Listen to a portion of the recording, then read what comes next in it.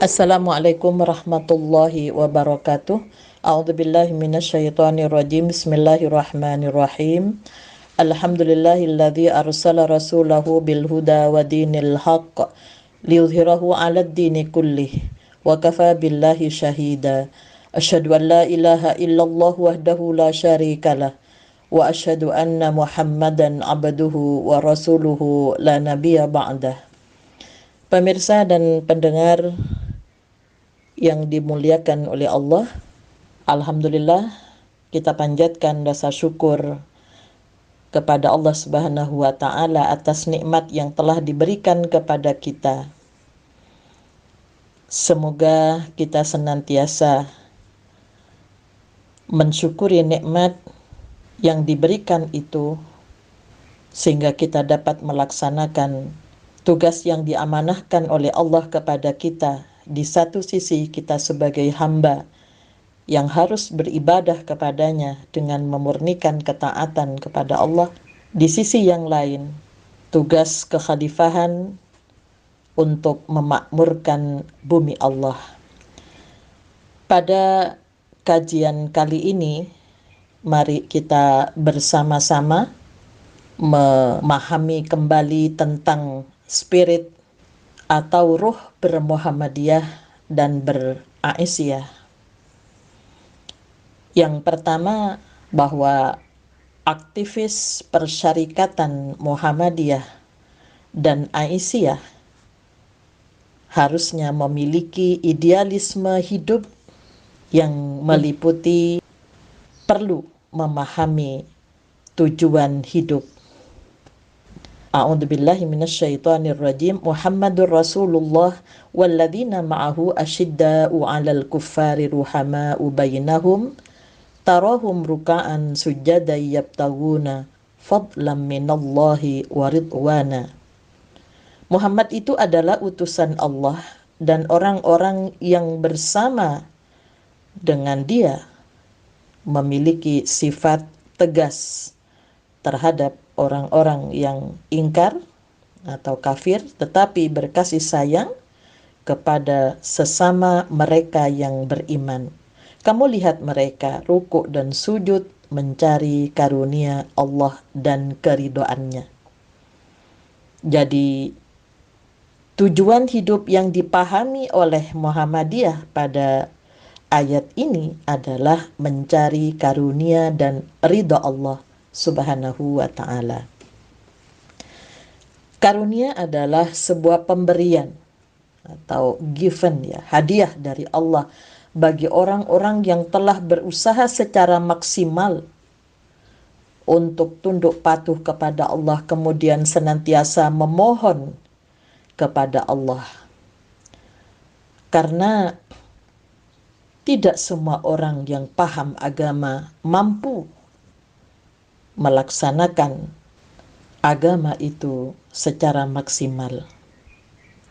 Kemudian tidak semua orang yang punya kelonggaran waktu untuk tegaknya agama, untuk ketinggian agama, mereka mampu berkiprah bersama-sama dengan yang lain. Sehingga bagi kita yang telah mampu dari apa yang kita ketahui, kemudian kita amalkan agama itu, kita praktikkan di dalam kehidupan, kemudian kita punya kesempatan, punya waktu, kita ikut terlibat di dalam tegaknya agama Islam dengan tujuan untuk ketinggian agama itu sendiri dan kebahagiaan masyarakat secara menyeluruh. Jadi itulah yang mereka diberi karunia oleh Allah. Kemudian keridhaan Allah pada surat Al-Bayyinah ditutup dengan radhiyallahu anhum wa radu'an. Jadi Allah akan menerima apa yang kita lakukan apabila kita juga menyikapi bahwa kita melaksanakan tugas-tugas yang diamanahkan oleh Allah itu sesuai dengan apa yang diharapkan oleh Allah Subhanahu wa Ta'ala. Nah, inilah yang menjadi tujuan hidup. Yang kedua, fungsi hidup. Muhammadiyah memahami ada dua. Yang pertama, pada Quran surat Adz-Dzariyat ayat 56, "Wa ma khalaqtul jinna wal insa illa liya'budun." Dan aku tidak menciptakan jin dan manusia melainkan supaya mereka beribadah kepadaku. Kemudian yang kedua, fungsi yang kedua pada Quran surat Al-Baqarah ayat 30. Wa idz qala rabbuka lil malaikati inni ja'ilun fil ardi khalifah. Yaitu tugas kekhalifahan dalam rangka memakmurkan bumi Allah. Dan ingatlah ketika Tuhanmu berfirman kepada malaikat, sesungguhnya aku menjadikan di muka bumi khalifah. Sehingga kita perlu memahami bahwa tugas khalifah itu ada 5. Yang pertama, tugas sahsiah kepada diri kita sendiri, bahwa yang pertama kita harus membekali ilmu.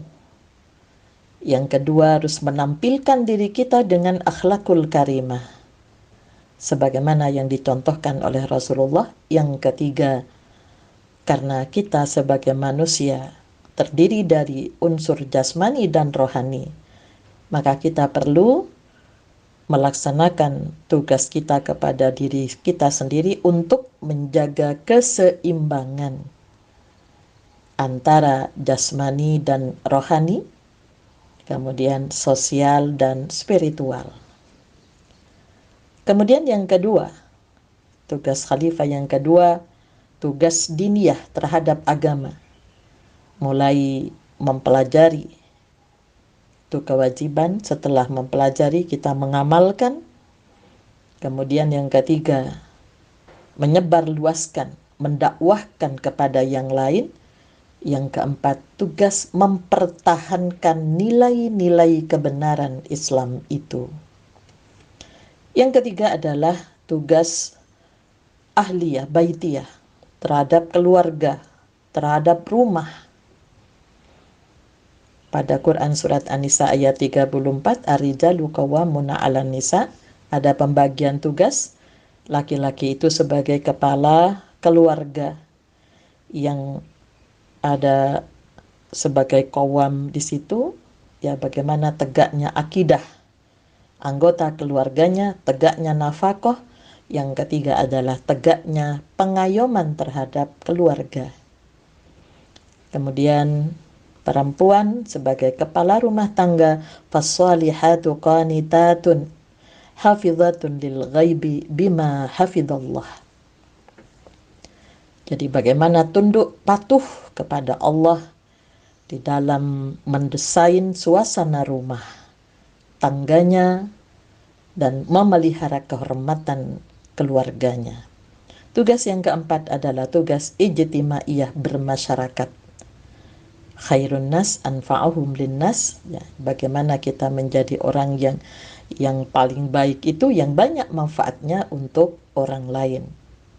Yang kelima adalah tugas wataniyah, berbangsa dan bernegara, sebagaimana Quran pada matan keyakinan dan cita-cita hidup Muhammadiyah, yang itu lahir pada suasana antara Orde Lama dan Orde Baru, yang kemudian di situ Muhammadiyah mendefinisikan bahwa kita ini adalah bangsa Indonesia yang memiliki tanah dan air, di mana itu menjadi sumber kekayaan. Kemudian bagaimana kita bisa mewujudkan baldatun thayyibatun wa rabbun ghafur. Inilah fungsi hidup yang dipahami oleh Muhammadiyah. Kemudian pedoman hidup. Pada Quran surat Ar-Rum ayat 30, fa'akim wajhaka lid-dini hanifa fitratallahi allati fataran nasa 'alaiha la tabdila li khalqillah dzalikad dinul qayyim walakinna aktsaran nasi la ya'lamun. Maka hadapkanlah wajahmu dengan lurus kepada agama Allah. Tetaplah atas fitrah Allah yang telah menciptakan manusia menurut fitrah itu. Tidak ada perubahan pada fitrah Allah, itulah agama yang lurus, tetapi kebanyakan manusia tidak mengetahui. Jadi fitrah beragama, kecenderungan kepada kebenaran, kebaikan, dan keindahan. Itulah Allah menciptakan manusia pada dasarnya memiliki sifat-sifat dasar yang itu yang harus dikembangkan.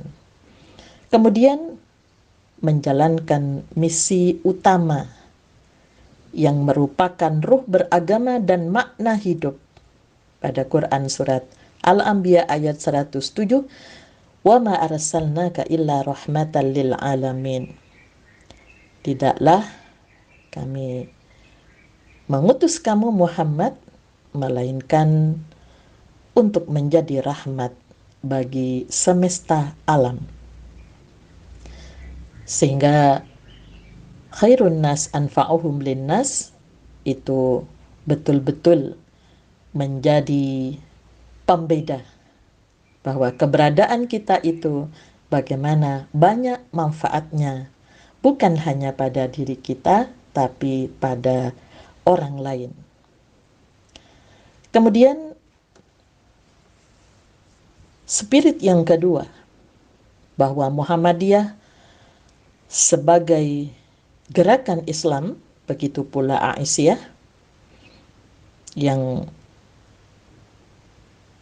pada Quran surat Ali Imran ayat 104 itu menjadi dasar berdirinya gerakan Muhammadiyah, bahwa untuk mewujudkan cita-cita mulianya, yaitu terwujudnya masyarakat Islam yang sebenarnya, maka Quran surat Ali Imran ayat 110 harus menjiwai setiap pelaku gerakan Muhammadiyah Aisyah. Kuntum khaira ummah ukhrijat linnasi ta'muruna bil ma'ruf wa tanhauna 'anil munkar wa tu'minuna billah. Walau amana ahlul kitabi lakana khairan lahum minhumul mu'minuna wa aktsaruhumul fasiqun. Kamu adalah umat yang terbaik yang dilahirkan untuk manusia, menyuruh kepada yang ma'ruf dan mencegah dari yang mungkar, dan beriman kepada Allah. Sekiranya ahli kitab beriman, tentulah itu lebih baik bagi mereka. Di antara mereka ada yang beriman, dan kebanyakan mereka adalah orang-orang yang fasik. Jadi fasik itu merasa beriman, ya, namun yang menjadi tampilan tidak sejalan dengan keimanannya. Sehingga kita ini dilahirkan untuk melaksanakan tugas kemanusiaan, mengajak kepada kebaikan, mencegah yang mungkar, dan mengajak beriman kepada Allah Subhanahu wa Ta'ala. Inilah yang harus dijiwai oleh setiap pelaku yang bergabung dalam Persyarikatan Muhammadiyah Aisyah. Kemudian yang ketiga, spirit yang ketiga, bahwa bermuhammadiyah, beraisyah itu harus berada dalam satu barisan yang solid, yang kokoh. Sebagaimana pada Quran surat As-Saff ayat 4, "Innallaha yuhibbul ladzina yuqatiluna fi sabilihi saffan ka'annahum bunyanun marsus." Sesungguhnya Allah menyukai orang-orang yang berperang di jalan Allah dalam barisan yang teratur, seakan-akan mereka seperti suatu bangunan yang tersusun kokoh. Itulah perlunya kaidah-kaidah persyarikatan, kaidah-kaidah dalam langkah kita berorganisasi yang diatur dari pimpinan pusat diharapkan itu sampai kepada tingkat ranting. Sehingga ketika barisan itu kocar-kacir, maka tentunya kita tidak akan bisa maksimal ya untuk mencapai sebuah tingkatan keindahan dipandang. Nah, inilah yang sudah dibuktikan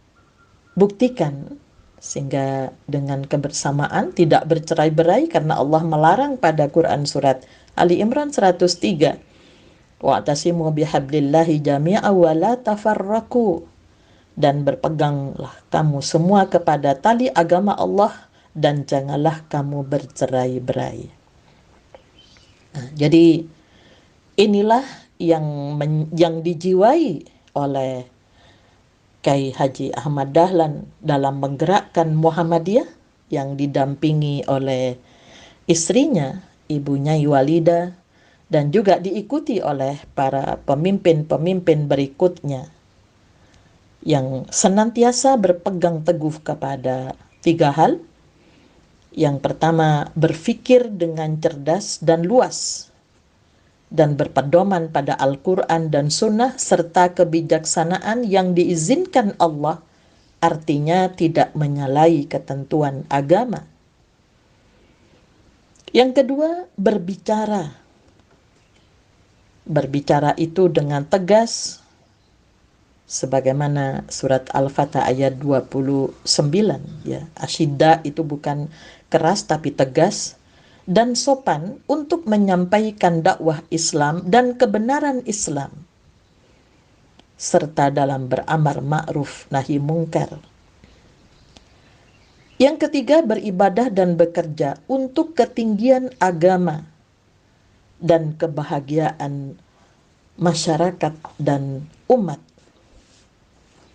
Dengan demikian, Persyarikatan Muhammadiyah Aisyah berhasil menyandarkan umat Islam Indonesia bahwa apa arti agama bagi kesejahteraan masyarakat, sehingga berhasil mendirikan beribu-ribu rumah sekolah, berhasil mendirikan beribu-ribu masjid dan musola, bahkan ada musola wanita,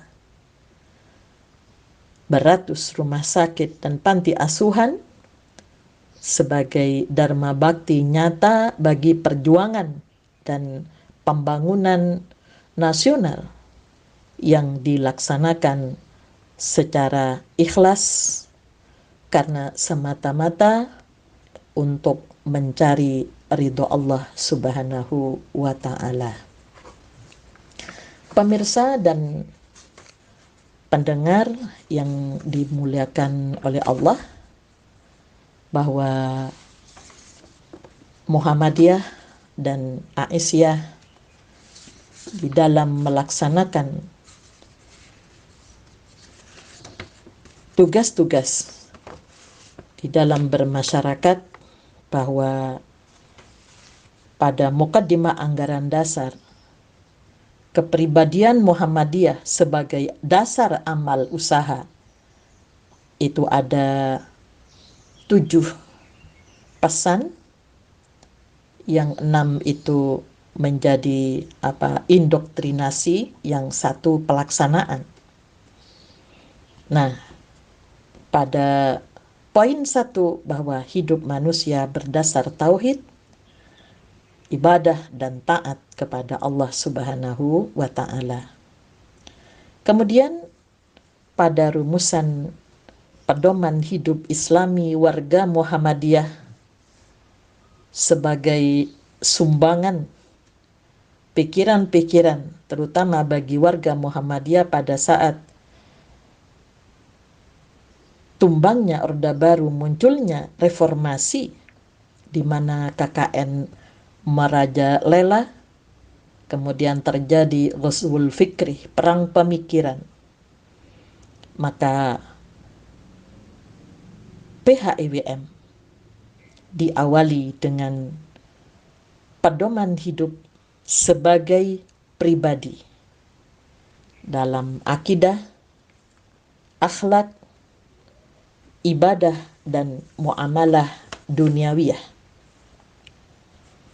Sehingga pedoman hidup Islami warga Muhammadiyah itu lebih kepada implementasi bagaimana praktek berakidah, berakhlak, beribadah, bermuamalah yang dicontohkan oleh Rasulullah yang diutus oleh Allah kepada kita, yang kita berharap dengan nama Muhammadiyah, maka kita bisa maksimal untuk ittiba kepada Rasulullah Sallallahu Alaihi Wasallam.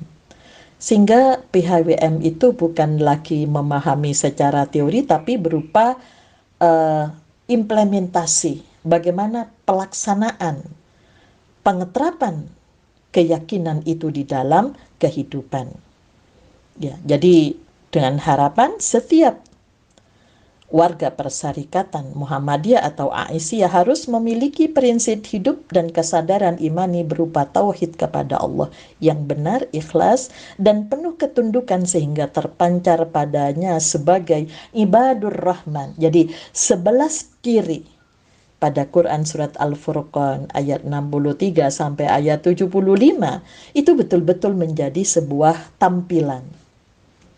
Ya, yang ketika ada orang yang jahil, ya, menggoda, ya, mengolok-olok kita, kita tidak membalasnya dengan olokan, tapi kita jawab dengan ungkapan yang mengandung keselamatan, yang mengandung ajakan dakwah Islam kepada mereka.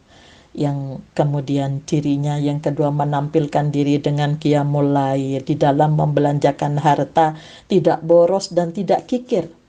Ya, jadi untuk keinginan itu betul-betul dimanage dengan baik, karena apa? Ada hal yang masih perlu untuk kita pikirkan, yaitu tegaknya agama yang membutuhkan biaya.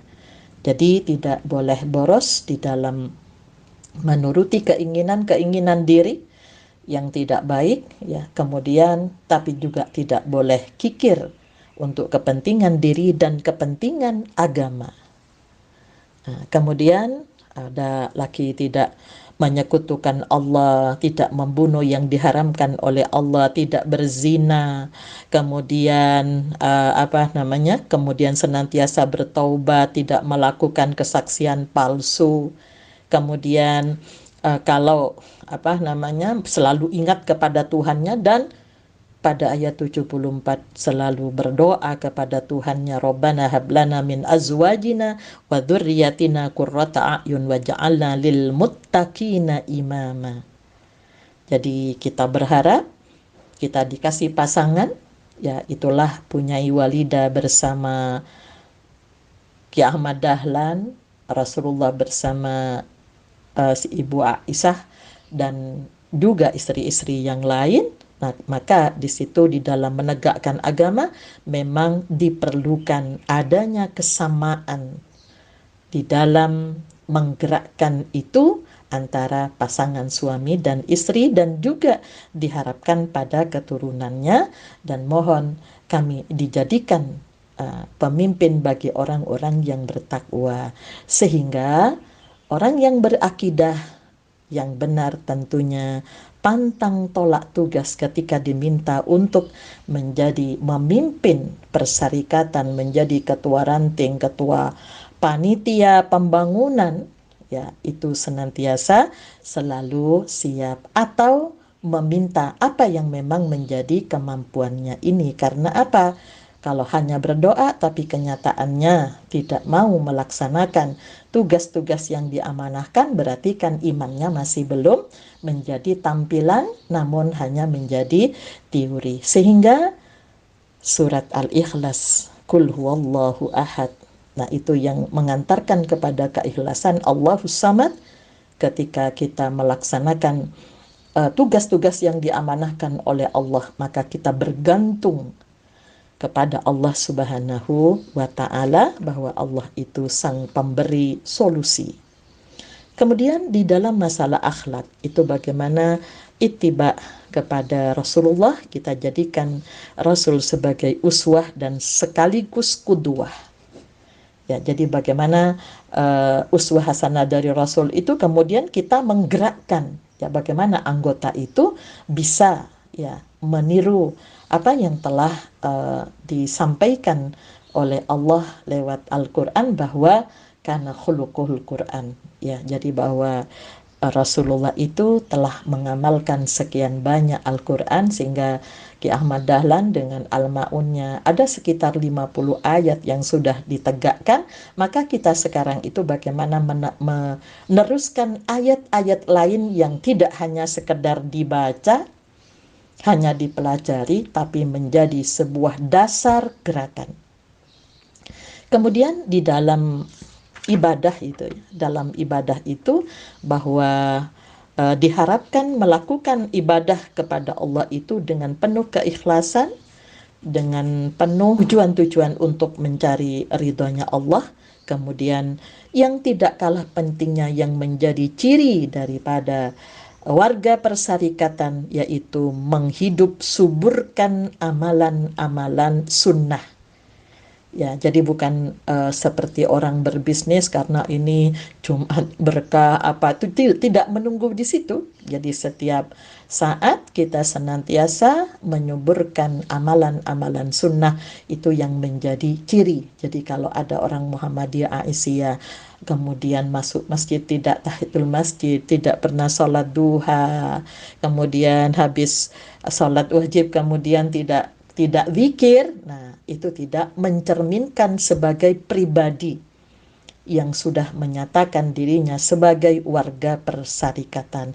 Kemudian dalam muamalah, setiap warga Muhammadiyah selalu menyadari bahwa kita sebagai hamba, ya, dan sekaligus sebagai apa? Khalifatullah di muka bumi yang harus ngurus orang banyak, sehingga di dalam bermuamalah duniawi itu juga diatur sedemikian rupa ketertiban organisasi itu menjadi penting. Berapapun yang diamanahkan kepada kita itu harus tercatat untuk menghindari fitnah.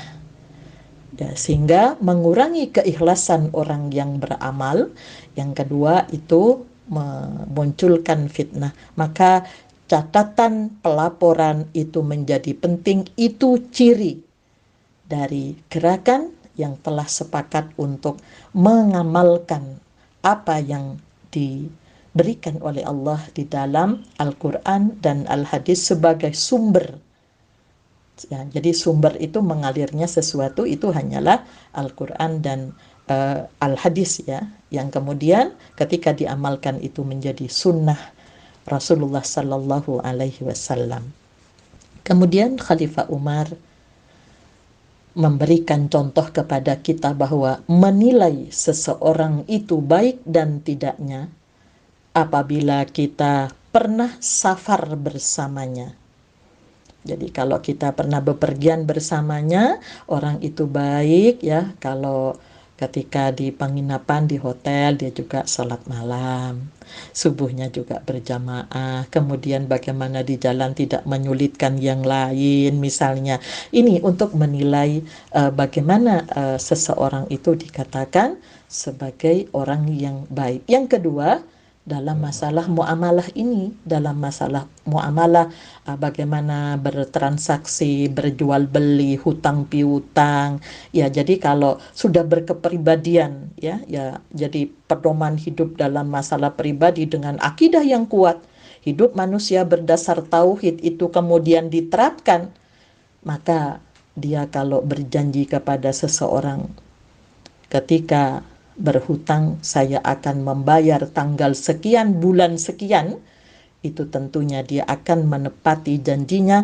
Dan jika tidak, dia akan berupaya sebelum itu untuk mohon maaf, untuk jujur tentang apa yang terjadi. Sehingga kalau orang hanya melihat pertemuan sesaat, belum pernah bermuamalah, jangan langsung menilai itu baik. Nah, inilah yang menjadi harapan, ya, ibu-ibu serta pendengar yang dimuliakan oleh Allah dari gerakan Muhammadiyah, bahwa untuk pedoman hidup keluarga, bermasyarakat, berorganisasi, mengelola amal usaha, berbisnis, berpolitik, dan lain sebagainya, itu harus dikuatkan terlebih dahulu pada pedoman hidup sebagai pribadi dalam akidah, dalam akhlak, dalam ibadah dan muamalah. Jadi bukan teori yang kita ajarkan, tapi bagaimana pedoman hidup Islami itu kita praktekkan di dalam kehidupan pribadi, keluarga, maupun di dalam bermasyarakat, yang inilah interaksi di antara kita dalam organisasi yang senantiasa selalu mengamalkan pesan-pesan Allah pada surat Al-Asr, sehingga Aisyah juga, Muhammadiyah juga dikatakan gerakan wal asri selain Al-Ma'un. Kenapa? Karena kita itu termasuk orang yang rugi apabila tidak mengisi waktu untuk meningkatkan iman, amal soleh, dan watawasobil haqqi watawasobis sabri. Jadi untuk kebaikan bersama, masuk surga bersama-sama, maka watawasobil haqqi watawasobis sabri, satu sama lain saling mengingatkan. Tinggalkan kebiasaan pekiwuh untuk meluruskan saudara kita di dalam perjuangan ini, karena barisan kita itu harus rapi, harus teratur. Jadi jangan sampai merusak, ya. Jadi merusak gerakan karena individu-individu yang tidak memahami nilai-nilai dari perjuangan yang telah dirintis, ya, tahun 1912, kemudian Aisyah 1917, ya, sehingga yang diharapkan sebagai hasil, ya, bahwa bagaimana ilmu yang dipelajari. Jadi Aisyah itu kenapa kok diambil dari dinisbahkan pada istri Rasulullah yang bernama Aisyah? Karena gerakan kita itu gerakan keilmuan, gerakan sosial keagamaan yang cirinya seperti itu. Jadi bagaimana ilmu itu yang amaliyah, amal yang ilmiah. Jadi amal yang ilmiah itu yang didasari, ya, antara keseimbangan iman serta ilmu. Iman tidak akan bertambah kalau kita tidak menambah ilmu kita. Ya, mudah-mudahan kajian ini di bulan Ramadan dan hari-hari lain yang telah dilakukan oleh Aisyah dalam program Perempuan Mengaji akan memahamkan bahwa kita berjuang di Aisyah itu yang menjadi cita-cita dan harapannya.